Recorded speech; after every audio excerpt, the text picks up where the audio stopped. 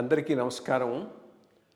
IYR talks మొదలుపెట్టి ఎఫెక్టివ్గా postings మొదలుపెట్టి ఒక సంవత్సర కాలం అయింది. ఈ సంవత్సర కాలంలో సబ్స్క్రైబర్స్ బేసు 3,000 నుంచి 33,000 దాకా పెరిగింది. ఐవైఆర్ టాక్స్ను ఆదరిస్తున్న మీ అందరికీ నా ధన్యవాదాలు. భవిష్యత్తులో కూడా ఇదే రకంగా ఐవైఆర్ టాక్స్ని మీరు ఆదరిస్తారని ఆశిస్తూ ఉన్నాను. Thank you. నమస్కారం కృష్ణారావు గారు.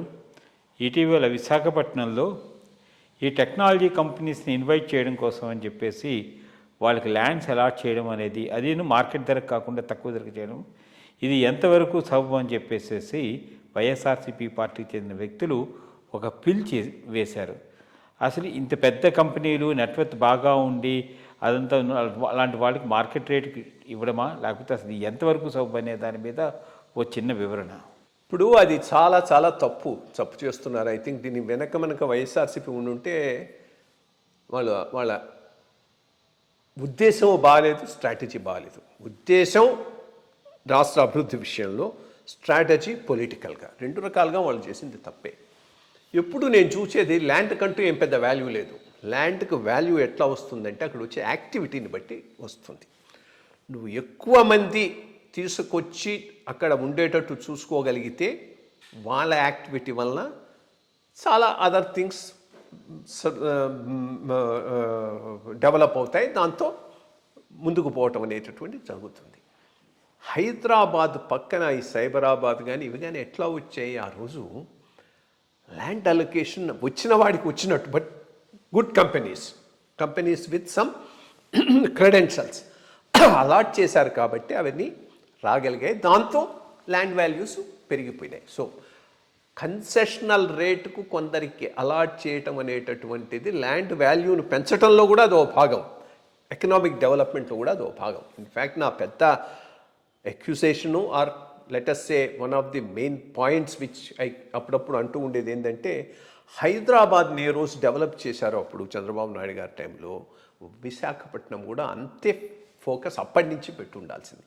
అప్పుడు as a second IT hub కింద దాని కనుక ఆయన అప్పుడు ఇచ్చిన డ్రైవ్కు, ఆయన ఇచ్చినటువంటి ఇన్వాల్వ్మెంట్కు ట్రై చేసి ఉంటే తప్పకుండా చాలా కంపెనీలు అక్కడ కూడా వచ్చి ఉండేది.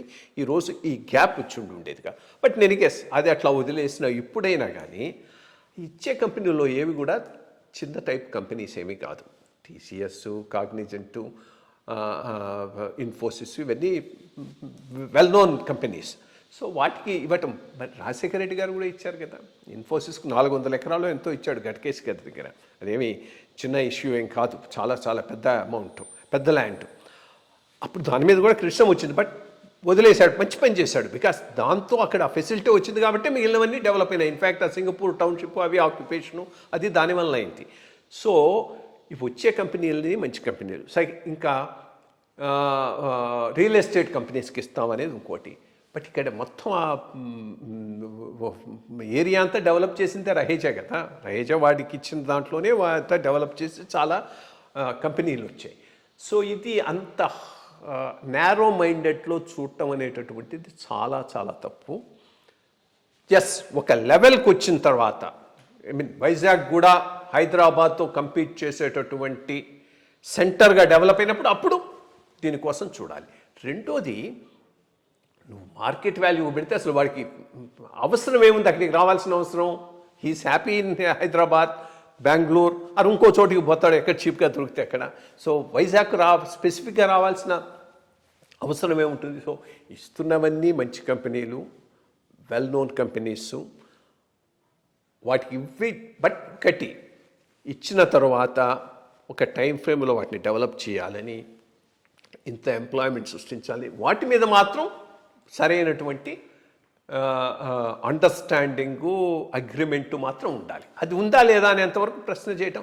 ఇన్ఫ్యాక్ట్ ఈయన అసెంబ్లీకి వచ్చి ప్రశ్న చేయొచ్చు కదా. ఆ క్వశ్చన్స్ అన్నీ అసెంబ్లీకి వస్తే అక్కడనే వేయచ్చు, అక్కడనే ఆన్సర్లు వస్తాయి. ఐ మీన్ దీనికోసం పిల్ కూడా వేయాల్సిన అవసరం లేదు. బట్ పిల్లేసి దానిని ఆపాలని చూడటం అనేది మంచి విధానం కాదు, రాష్ట్రానికి మంచిది కాదు, రాజకీయంగా ఆయనకు కూడా మంచిది కాదు. అది చాలా తప్పు. ఐ థింక్ ఎంత త్వరగా అటువంటి చర్యలను ఉపసంహరించుకుంటే ఆయనకు మంచిది, రాష్ట్రానికి మంచిది.